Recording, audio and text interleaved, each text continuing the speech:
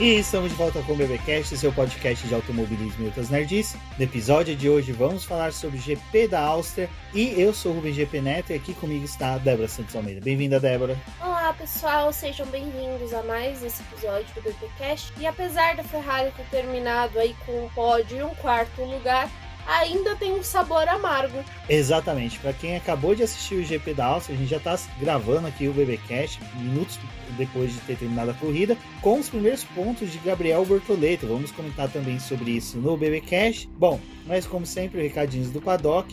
Lembrando da importância do nosso programa de financiamento contínuo e coletivo do Apoie-se, onde você pode se tornar apoiador e auxiliar o Boletim do Paddock no seu crescimento e na sua expansão, também na produção de conteúdo. Vale lembrar, como agora a gente vai ter às 6 horas de São Paulo, eu e a Débora estaremos presentes lá, já fomos credenciados como imprensa, então todo apoio financeiro de vocês ajuda bastante a nós poder comparecer, né, no Autódromo de Interlagos para fazer a cobertura. Então, lembrando, no link na descrição desse podcast tem o link do Apoia. E para você que não consegue contribuir financeiramente todos os meses aqui com o auxílio do nosso programa, né? Você também pode ajudar a gente quando você for realizar suas compras na Shopee ou na Amazon usando os nossos links. Por lá a gente recebe uma comissão dessas vendas e, né, não vai ser nenhum valor acrescentado na sua compra, mas ajuda a gente a manter o projeto.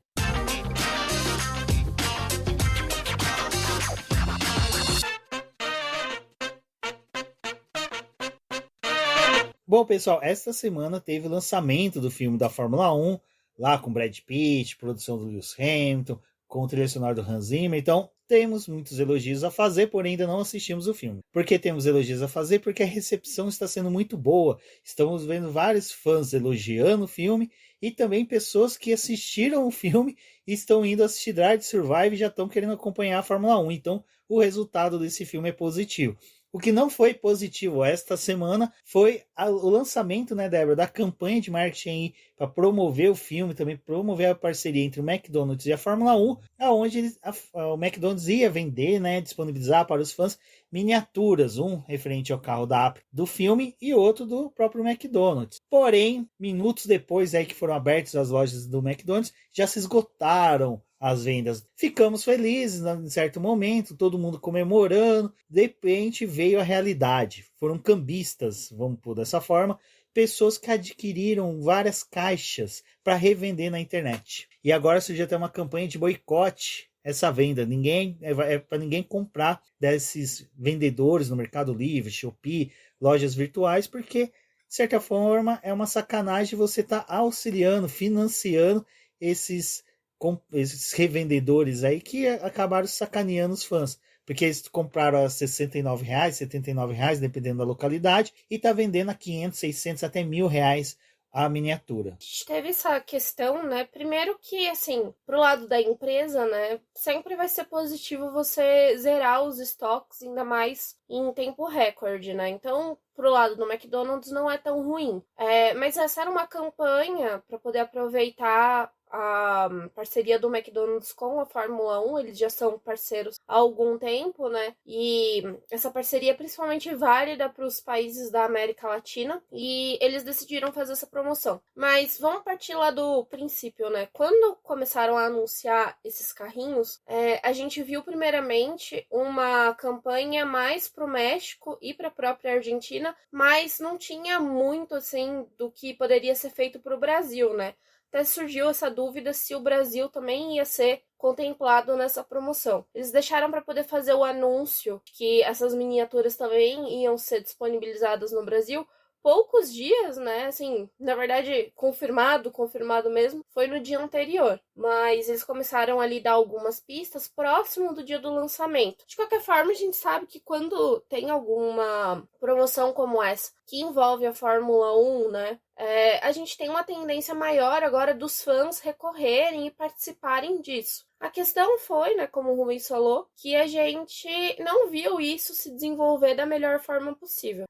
No dia 25 teve a disponibilização dessas miniaturas aí, nas redes do McDonald's. Era uma forma de tentar promover o filme da Fórmula 1 e também, tipo, estimular a pessoa que já fosse na loja do Mac a conhecer o filme, né, no dia seguinte. Então, tinha essa expectativa de que as miniaturas durassem algum tempo nas lojas e também, né, durante esse fim de semana em que as pessoas estão buscando mais os cinemas, conseguir ter acesso a essas miniaturas. Não foi o que aconteceu, porque alguns poucos fãs, como foi o caso meu e do Rubens, né, a gente falou, vamos pegar a miniatura, só que eu decidi sair bem cedo de casa para poder ir no McDonald's aqui perto da minha casa pra gente poder conseguir comprar. Então eu até fiz a compra pelo aplicativo e fui retirar. Não era uma garantia de que eu ia conseguir retirar, né, porque o aplicativo do Mac não reserva nada, mas era uma forma de tentar buscar. Não foi nem, na verdade, assim, nesse tino de achar que as miniaturas iam esgotar muito rápido. É que na região de São Paulo que a gente mora, não é o lugar, assim, apesar de ser Zona Sul, não é o lugar que a Fórmula 1 é mais bombada, né? Então eu imaginei que se tivesse no McDonald's aqui, ia ser realmente poucas unidades, que ia ser mais difícil de ter acesso. Não foi pensando nesse tipo de gente que ia passar e ia fazer a rapa no Mac, né? Felizmente aconteceu, gente, assim, uma coisa bem triste, porque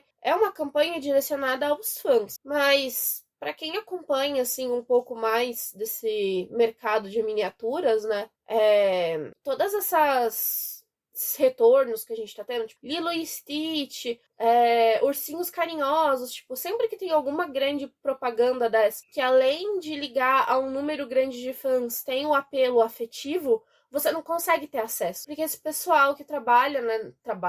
Que age nesse mundo dos colecionáveis, eles ficam ligados porque sabem que vai ter um buzz, né? Nessa procura desses produtos. E aí eles já fazem, tipo, essa ação coordenada de ir nos estabelecimentos e pegar as miniaturas. Nesse caso do McDonald's é até interessante, porque era uma campanha que, apesar da gente ter zoado nas redes sociais, que era aquela coisa do McLanche Feliz, não foi, né? Não era uma miniatura direcionada ao público infantil. Era realmente uma campanha direcionada ao público da Fórmula 1, que tem, de certa forma, um poder aquisitivo maior, que iria recorrer ao Mac já, né, sabendo que não ia, tipo, comprar, assim, exatamente o lanche. Era por conta da miniatura. E nisso eles tentaram promover um lanche ali do cardápio. Mas o grande foco das pessoas que foi no McDonald's nem era para poder experimentar esse novo lanche, era para poder pegar a miniatura. Então, esses caras acabaram se beneficiando disso, né? Foram ali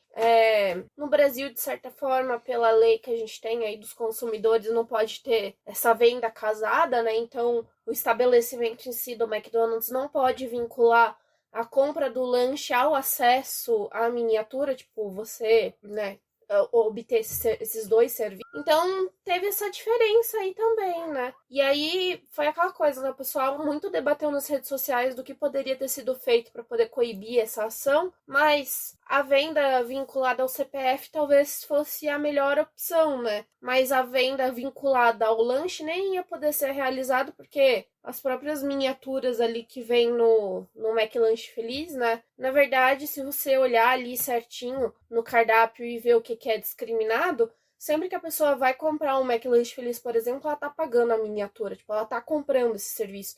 E se ela não quiser, ela só quiser o lanchinho ali pra criança, tem como ela excluir esse produto e ter o abatimento do valor, né? E foi uma coisa que até depois eu fiquei meio assim. A gente conseguiu, né, comprar, como a Débora falou, esteve mais cedo na loja do McDonald's, assim, ela conseguiu comprar. E ficou meio com sabor amargo, porque pô, a gente viu muitos fãs, colegas, amigos nossos que não são colecionadores, não tem miniaturas, que nem nós temos uma grande coleção, graças a Deus a gente consegue comprar, e também a gente ganhou muito de amigos e apoiadores. Marquinhos, por exemplo, deu uma caixa pra gente de miniaturas.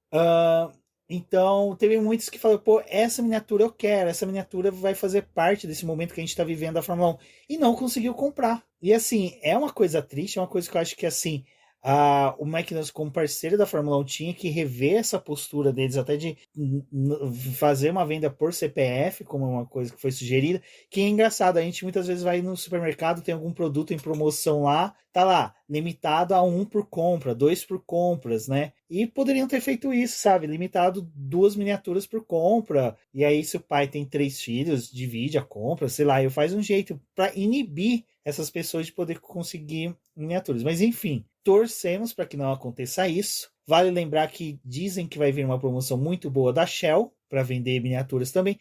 Porém, vai ser uma venda mais ou menos assim. Você tem que comprar, acumular pontos. Né? Que foi uma coisa que talvez o McDonald's possa fazer no futuro, né? Você tem que fazer pontos para poder... Se você usa o aplicativo, né, e ganha pontos ali na compra de lanche, você trocar esses pontos por uma miniatura, né? Porque não deixa de ter sido um gasto que você teve no estabelecimento. Só que isso daí, gente, é muito complicado. Esse mundo das miniaturas, né? É que a gente foi pego de surpresa agora com a questão da Fórmula 1. Mas fora do Brasil, se eu não me engano, no México, no ano passado, quando eles tiveram o GP, eles já tinham uma promoção ali que deu um chaveirinho, né, para quem comprasse ali no Mac e quisesse esse chaveiro da Fórmula 1, que foi algo que nem veio pro Brasil, até o pessoal ficou esperando que isso chegasse aqui, porque o Mac acabou colocando um stand no GP do Brasil, né, na área dos fãs. Esse negócio é bem ruim, porque a gente que é do público da Fórmula 1 foi pego por esse pessoal agora, mas se você olhar a fundo, esse pessoal da área de miniatura, eles já estão agindo até há bastante tempo, né? Porque as próprias miniaturas que a gente consegue comprar na Shopee, no Mercado Livre, assim, fazendo essa importação direta do pessoal de fora, esses caras já compram e colocam na internet num valor super inflado, porque sabe que tem muito fã, tem muita procura e tem essa galera que não vai querer fazer o processo de importação, vai acabar comprando direto do vendedor daqui, porque tem medo desses impostos que podem ser cobrados. Não, vai lembrar que até já existia essa treta de compradores para a galera de Hot Wheels, né? Uhum. Que hoje até mesmo é comum a gente ver em redes sociais a lojas como a ReHap anunciar a abertura de caixas do Hot Wheels, que essa galera que revende na internet vai, comparece, seleciona os que eles sabem que são mais exclusivos e depois revende na internet, porque o dono da loja, a pessoa que faz a primeira venda,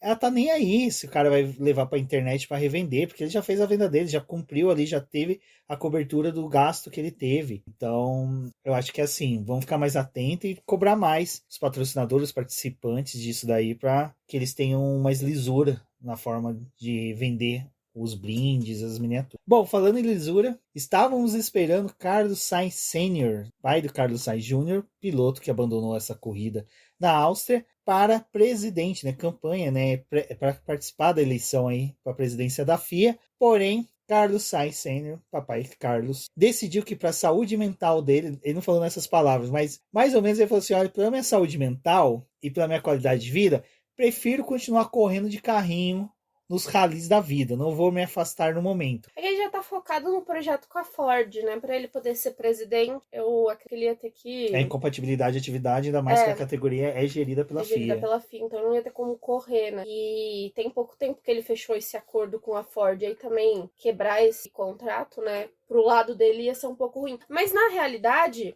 a gente teve, né, um outro nome do rally aí vinculado à Fórmula 1 tem pouco tempo, que foi o Malcolm Wilson, que ele agora assumiu como o vice-presidente da FIA, né? A gente teve aquela reunião ali da comissão, né? Da comissão não, do conselho, né? De automobilismo. E aí bateram ali o martelo de que ele ia ser realmente o vice-presidente porque foi indicado ali, eles concordaram. E esse cara tem vínculo com o rally, então também não sei o quanto, tipo, ter colocado essa figura, né, o Ben Sulayem ao seu lado, também não deu uma coibida, assim, do Carlos Sainz, né, continuar com a sua candidatura por causa desse envolvimento também. Não, e você percebe que tá tendo muitos movimentos estranhos na FIA. Primeiro, vamos pautar aqui, se você quer se tornar político ascendente, com uma grande ascendência política, crescimento político dentro da FIA, você se torna piloto de rally, né? Já que Jean Todt é ex-piloto,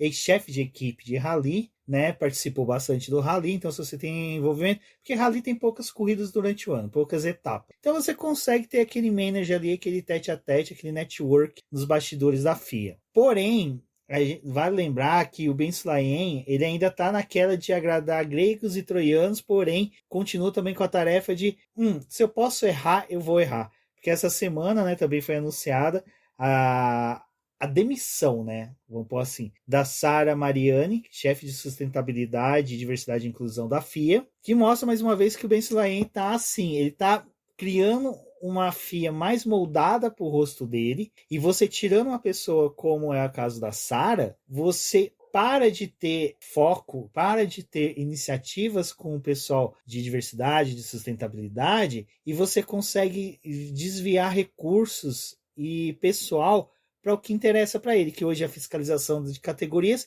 aplicação de multas e também para poder agariar votos para ele. Então, assim, a FIA está na mão de vamos por assim, de um ditador que está moldando ela para nos próximos anos aí se tornar uma federação muito sanguessuga, vamos afirmar assim. E ele vai concorrer, né, de novo à presidência, então ele quer essa reeleição, e também nessa mesma reunião ele conseguiu justamente o que ele estava em busca, né, que era mudar os estatutos da FIA para ele poder ter mais poder e conseguir manejar melhor essas pessoas que vão participar da concorrência, né, da presidência. Então, esse momento da FIA, assim, é um momento bem complicado, porque apesar deles virem aí com essa coisa de a gente tem que ser mais transparente, que nem essa semana, a FIA resolveu explicar ali como que os comissários tomavam algumas suas decisões nas corridas, porque os pilotos estavam cobrando isso e também os fãs estavam querendo saber como que, né, tem medidas diferentes para mesmas atitudes que acontecem em algumas corridas. Então eles divulgaram ali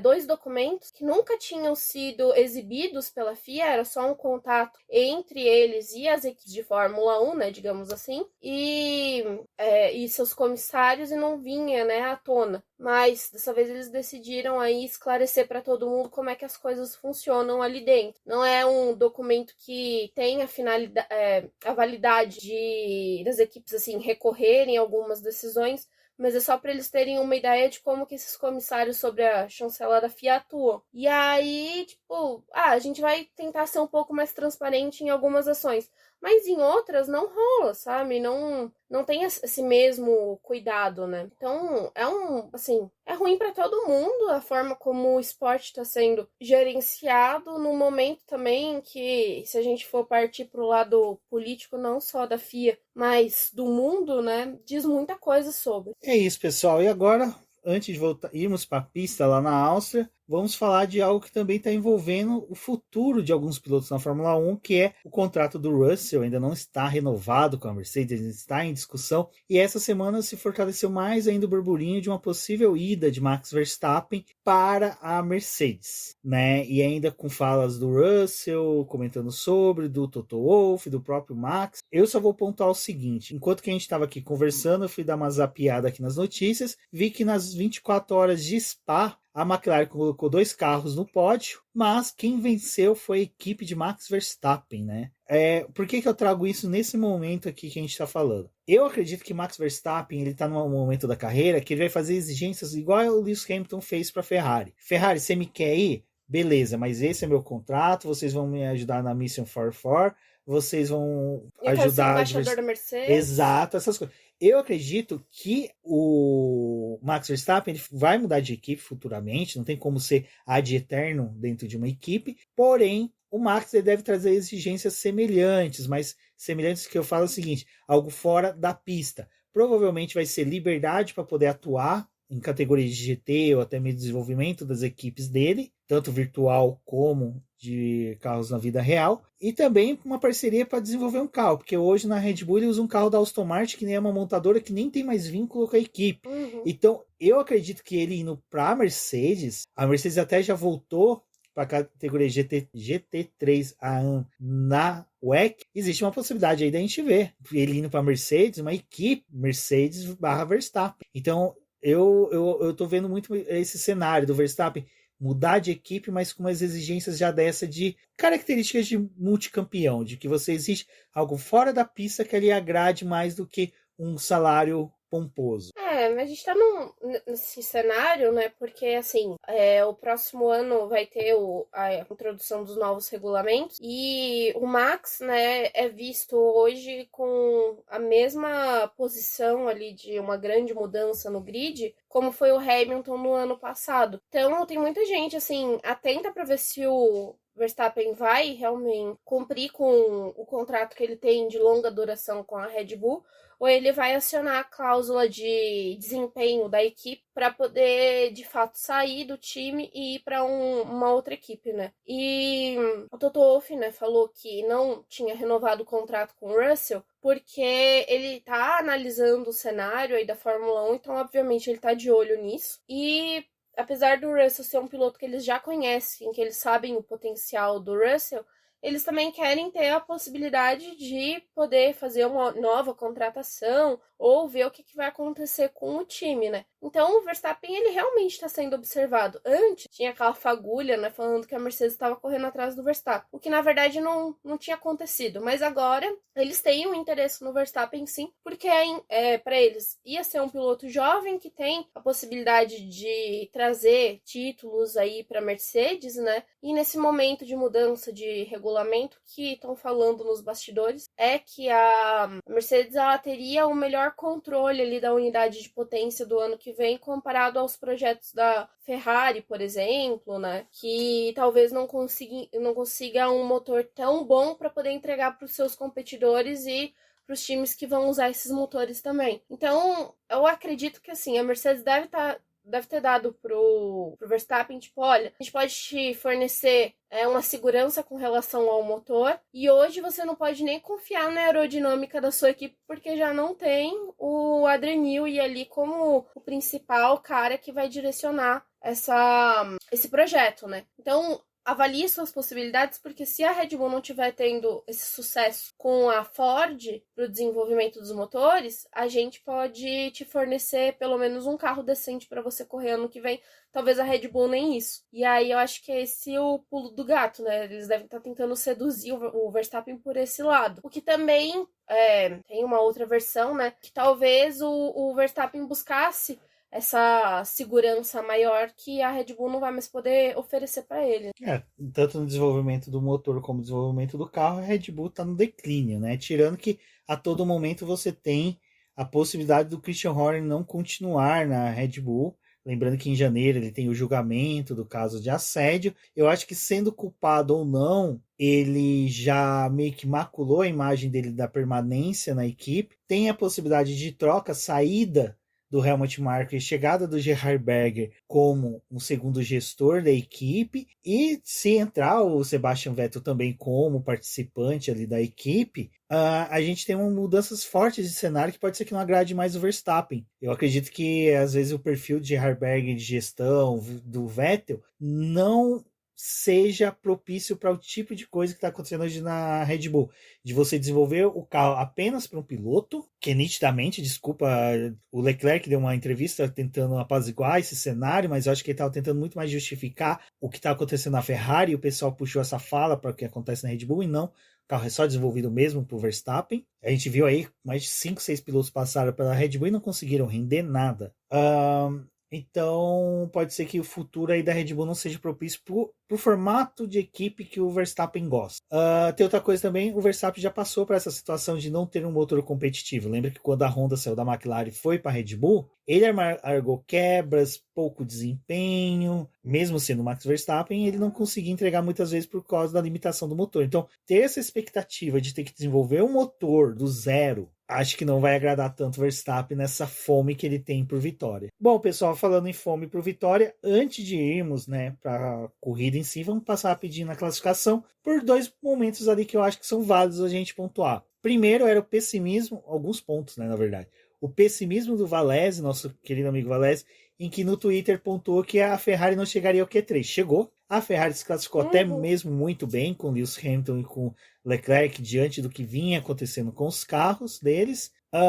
Outro ponto que é interessante é a chegada do Bortoleto ao Q3, né? Ele chegou, conseguiu ter um bom desempenho no final de semana inteirinho e foi um reflexo na classificação, chegou ao Q3 e para nossa surpresa, né, Débora, a gente teve ali aquele momento em que eu praticamente achei estranho o movimento que o Verstappen fez, mas depois, ao término, o Verstappen fala, né, que no final da volta do Bortoleto, ele viu o Bortoleto chegando, pensou, vou ajudar o meu amigo brasileiro.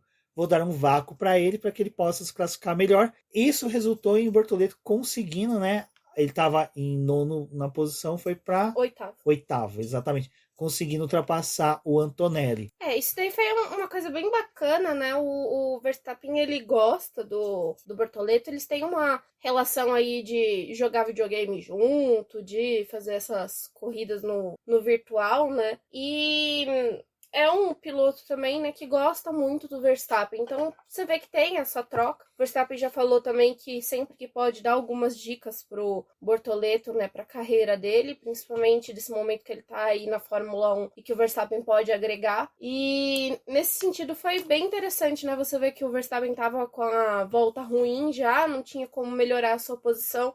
Ver o Bortoleto e falar, vou dar um gás aqui na volta dele para ver se ele consegue melhorar um pouquinho, porque ele tá tendo um final de semana fantástico, né? E sabendo de todas essas questões da Sauber, né? Que a garantia, não era garantia, mesmo ele largando ali entre os 10, que ele ia conseguir o primeiro ponto. Mas nessa questão da corrida, né, falando do que aconteceu na prova, foi um fim de semana também que a gente tava com aquela, assim, ele tinha conseguido o 8º lugar, só que a gente não acreditava que ele ia conseguir pontuar, né, porque a Sauber também gosta de fazer umas estratégias bem diferentes, assim, umas estratégias, né, peculiares. Então, a gente tinha que contar que eles fossem fazer o feijão com arroz para poder também dar certo. Fora isso, em simulação, né, que tinham feito com a análise do fim de semana, eles nem acreditavam que a Sauber ia estar entre os 10, né? Porque não teria ritmo para isso na corrida. Mas a Sauber fez o que dava, conseguiu fazer uma corrida assim sem grandes surpresas. O Bortoleto terminou em 8º lugar. Assim, acho que a única cagada que eles tiveram na corrida do Bortoleto foi não ter parado ele um pouco antes para ele não perder aquele tempo ali, né? Com o próprio Hülkenberg, com o Gasly, se eu não me engano, que eles poderiam ter amenizado esse conflito, né, se tivesse parado um pouco antes. Mas de resto, foi uma corrida, assim, tipo, bem segura. Eles também não tinham como contar que a Racing Bulls ia fazer uma estratégia completamente diferente com o Alstom, e a Aston Martin ia pelo mesmo caminho com o Alonso, então roubaram 2 posições aí, o Bortoleto poderia ter terminado em 6º, mas para um piloto que nunca tinha pontuado na Fórmula 1 e foi a primeira vez que ele foi pro Q3 na classificação, foi bem produtivo, assim, terminar com o 8º lugar, a mesma posição que ele largou. Sobre essa questão dos erros da Sauber, até eu estava conversando num grupo aqui, lá do Tio Delvas, do podcast F1 Brasil, em que eu pontuei o seguinte, se a gente entrar nessa seara do e se a a Sauber tivesse feito o pit stop de forma correta, ou até mesmo ter feito médio, duro, médio, que algumas pessoas apontou como seria uma possibilidade, a gente entra no e se que você pode entrar num cenário em que Kimi Antonelli não tivesse batido no Max Verstappen, seriam 2 pilotos à frente do Bortoleto, né? E possivelmente o Bortoleto nem estaria na zona de pontuação. Então, assim, hoje foi um cenário bem propício para ele conseguir a pontuação. Tem muito mérito dele, então é por isso que eu não gosto de jogar esses cenários de tipo, mas a Sauber deveria ter feito pitstop. Não, porque você começa a tirar o mérito do piloto, porque assim, o Bortoleto correu demais, ele não errou. A gente teve erro do Hamilton, a gente teve erro do Piastri, a gente teve erro de outros pilotos mais experientes na corrida. O Russell, por exemplo, ficou sumidaço. A gente não viu o Russell na corrida depois daqueles primeiros momentos ali dos incidentes. Acabou o Russell. Então, assim, eu acho que o que o Bortoleto fez em pista é muito válido, principalmente para afirmar ele dentro da equipe como o futuro piloto da Audi mesmo para um contrato aí de múltiplos anos. Eu acho que a Audi deve ficar bem satisfeito com ele, porque assim, o Hülkenberg largando lá de trás chegou no Bortoleto? Pô, chegou, mas mostrou muito mais consistência do Bortoleto em conseguir abrir vantagem se manter na mesma posição que ele largou em uma corrida em que a possibilidade dele não conseguir isso era muito maior. Então, assim, é realmente a festa brasileira nas redes sociais é válida.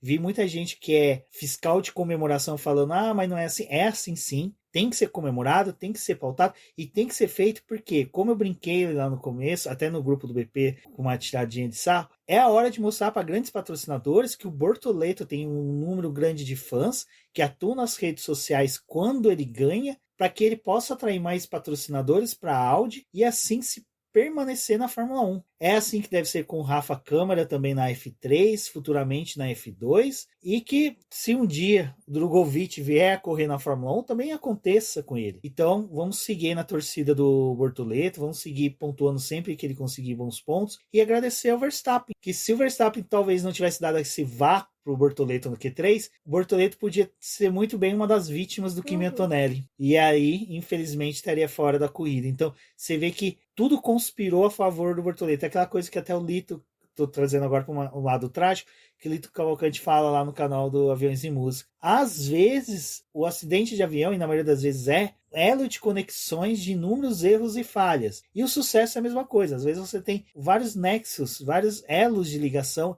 entre coisas que lhe favoreceram a vitória. E no caso do Bortoleto, o 8º lugar é uma vitória sim. É uma pena a Aston Martin e a Racing Bulls ter conseguido gerar uma estratégia melhor, e isso vale até um destaque, que a Racing Bulls vem fazendo boas estratégias. No Canadá ela já fez boas estratégias, e quem sabe aí no futuro a gente vê aí bons desempenhos dessas equipes também, que ajuda a ter competitividade, que foi bacana ver o Alonso disputando posição com o Lawson, depois o Alonso disputando com o Bortoleto, e no final o Alonso indo parabenizar o Bortoleto. Ele não é só manager do Bortoleto, é um amigo, e vai lembrar que vai aquele momento de sabedoria do Alonso. O Alonso sabe que quando termina a corrida, tem o foco nos destaques. O pessoal filma os destaques da corrida, que são os 3 primeiros, e aquela galerinha que fez uma corrida particularmente boa. Então o Alonso vê filmando o Bortoleto, ele vai lá abraçar tudo para gerar a imagem dele junto ao Bortoleto, para que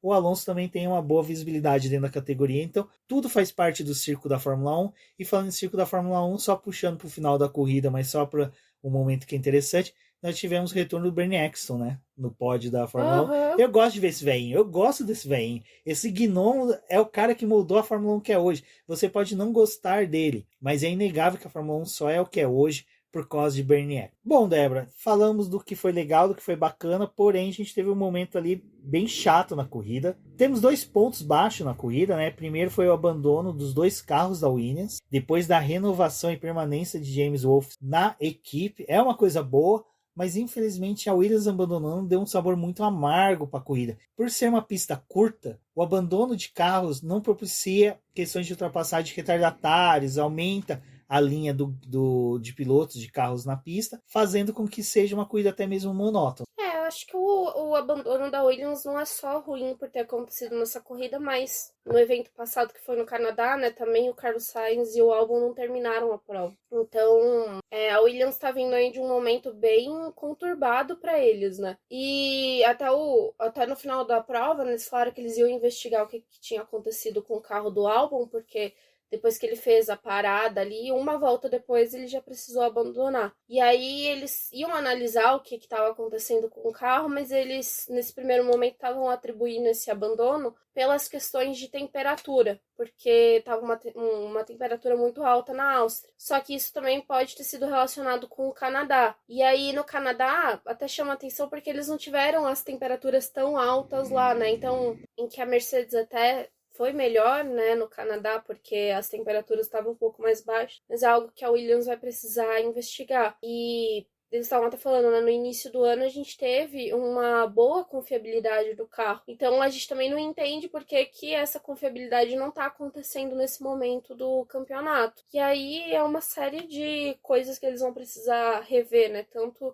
da corrida do Carlos, que ele nem conseguiu largar e a classificação dele foi desastrosa, ele não conseguiu avançar nem do Q1 pro Q2, né? Enquanto o Albon participou ali do Q3, e ver essa questão do carro de abandono, porque além de não pontuarem, né?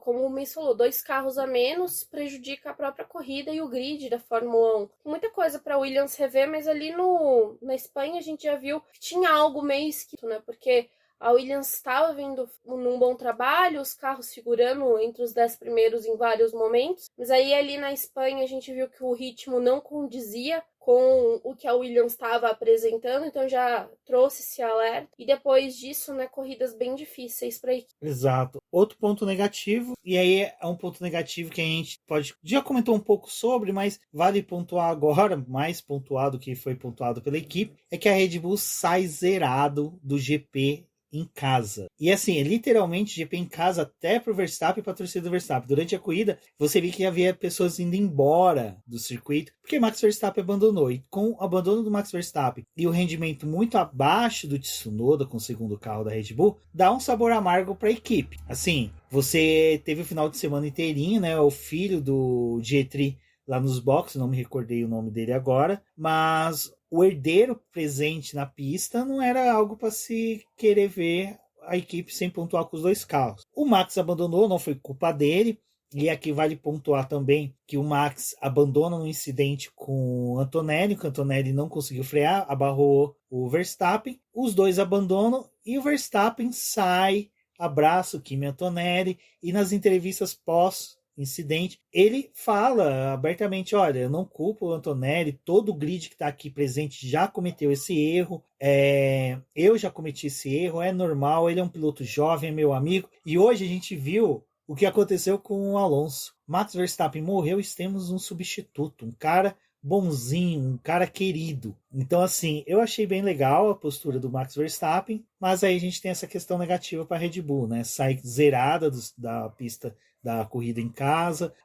Assim, é engraçado, né? Se você puxar o histórico não é o muito histórico, bom. as corridas deles na Áustria não são muito boas, né? Apesar de que muitas das vezes que eles abandonaram as corridas na Áustria, eles ganharam o título, né, no final da temporada. Exato. Então, assim, só para finalizar isso, eu acho que realmente a Red Bull tem que mudar toda a gestão dela, tudo, porque eu tenho fortes críticas à equipe, mas eu acho que eu tenho fortes críticas exatamente à gestão. Eu gosto da Red Bull, eu acho a presença dela importante para a Fórmula 1. Lá em 2005, quando ela entrou, cara, virou uma queridinha. Eu queria esse retorno da Red Bull como queridinha.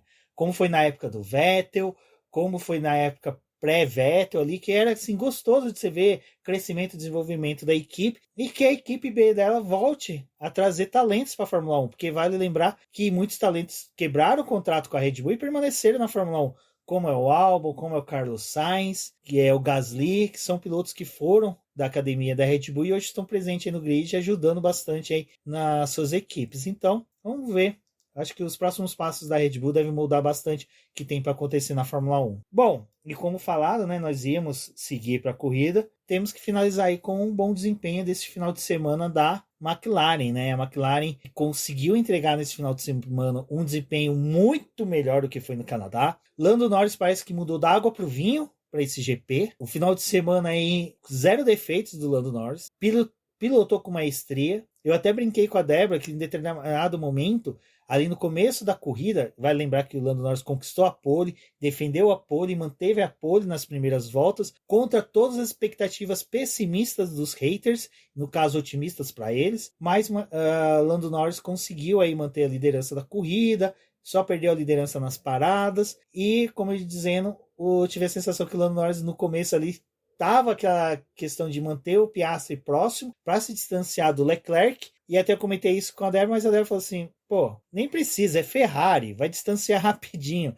E de repente já abriu 4, 5 segundos e os dois conseguiram manter uma distância boa. Não tivemos interveio entre eles, tivemos boas disputas honestas, isso é muito legal. Só o Piastri ali que teve aquele arranca-rabo com o Colapinto, que quase tirou da corrida, mas por sorte permaneceu na corrida. E eu acho que é isso, né, Débora? O final de semana da McLaren foi aquele final de semana protocolar, conseguiu fazer uma dobradinha na casa da rival, Red Bull, isso é muito importante para o ânimo da equipe, do ânimo dos pilotos, e agora seguem, né, para casa para correr, para o GP em casa, que vai ser o GP em Silverstone. Vão torcer para a McLaren permanecer assim, e torcer para permanecer uma disputa sadia entre eles e os demais pilotos na Fórmula 1.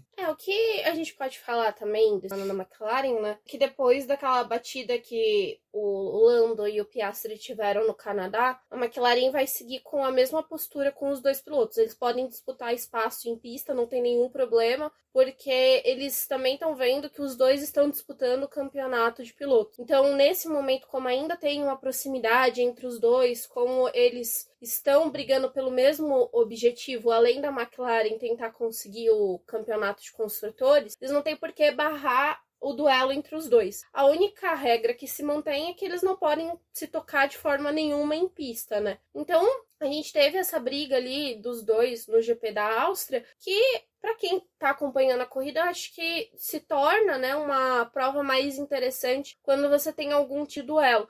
Tanto que, bem naquela parte inicial ali da corrida, eles eram um grande foco, né, da prova ali. Eles estavam realmente num duelo bem frenético. E aí é óbvio que tem aquela coisa de você sentir de achar que vai rolar uma nova batida, mas não acontecer. Mas, de certa forma, ali quando teve a primeira rodada de stops, a McLaren conseguiu distanciar os dois, né? Então teve esse gap aí de mais de 5 segundos entre eles. Eu acho que a gente tem essa coisa de achar que talvez fosse melhor a McLaren dar uma ordem de equipe ou já começar a ter uma preferência, né? Mas acaba que numa corrida dessa da Áustria, que a gente não teve tantas coisas acontecendo, limitar mais uma batalha no grid também acho que ia tornar a corrida mais desinteressante. Então, deixaram seguir. A Ferrari não tinha ritmo, não tem carro, não tem absolutamente nada para poder competir com a McLaren, assim, nada mesmo. Que é o que eu falei, né, no início do programa. O terceiro lugar e o quarto não é nem tão... Não dá nem um sabor, assim, de vitória, porque realmente, tipo, os carros não tem muito o que fazer. Os dois pilotos ficam numa corrida ainda mais travada. E aí você só tem, tipo, como acompanhar esse crescimento, esse ritmo da McLaren, mas a Ferrari não tem como fazer absolutamente nada na prova. Então, de certa forma, foi bom ter essa briga dos dois aí para poder dar uma entretida na corrida, né? Senão a gente ia ficar com uma prova inteira em que a maioria dos carros estavam presos no trenzinho do DRS, pouca coisa estava acontecendo e mesmo as trocas de pneu não foram suficientes para movimentar a corrida. Exato. Então, só para finalizar a podcast, o BBcast de hoje, lembrando que na segunda-feira teremos, né, no caso amanhã, a nossa live. Então compareçam, estejam presentes lá, comentem com a gente no chat, que agora eu vou passar rapidinho aqui pelo Mundial de Pilotos, com os Piastri com 216 pontos, Lando Norris com 201. O Lando conseguiu nessa corrida tirar o proveito do abandono do Verstappen, que é o grande perigo dele ali de perder a vice-campeonato. Não acredito que o Verstappen disputaria o campeonato com o Piastri, mas o prejuízo que o Lando Norris teve no Canadá, ele conseguiu resolver agora aqui no GP da Áustria. Tem que torcer para eles não fazerem mais uma cagada, né? Porque já teve esse boi ali na Espanha, que o Verstappen foi punido e terminou em 10º, conseguiu só um ponto, eles abriram, né? Ele também na Espanha eles tiveram a situação da dobradinha. Agora tem que aproveitar, não se bater de novo, tentar fazer corridas que tenham, se não conseguir a vitória em si ou tá no pódio, né?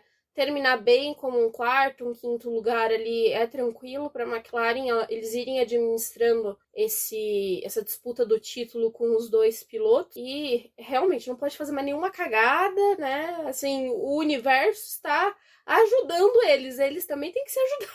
Exato. Bom, e para finalizar, vale lembrar que o Bortoleto conquistou seus 4 primeiros pontos. Isso é muito bom. E agora ele não é mais lanterna do campeonato. Também tem os primeiros pontinhos dele na Fórmula 1. Exatamente. Então é isso, pessoal. Fica o convite para você conhecer nossa campanha de financiamento coletivo do Apoies, membros do YouTube, como a Débora pontuou também, o link de parceria nossa com a Shopee e com a Amazon. E a nossa live na segunda-feira aí com a participação da Rafaela Oliveira. Venham, participem, estejam presentes. Um forte abraço e até a próxima. Até a próxima.